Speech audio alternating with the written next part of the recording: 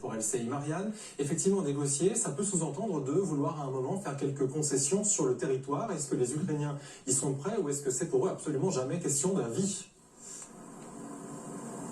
Écoutez, là, on a un récent sondage qui a été fait donc, au cœur de la population ukrainienne.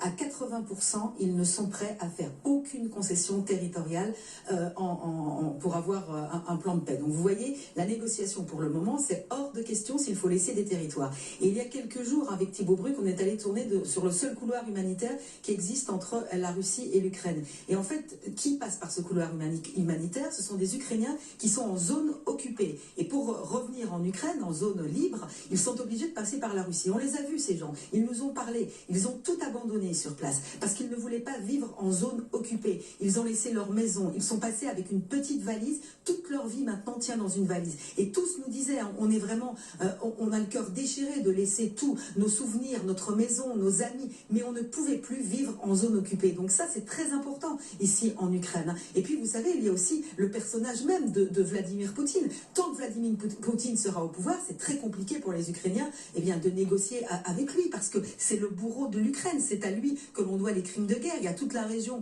au nord de Kiev, quand on va encore à Boutcha, à Irpin, à Borodjanka, tous ces gens nous disent qu'il est hors de question de négocier avec quelqu'un qui était à l'origine de crimes de guerre sur le sol ukrainien.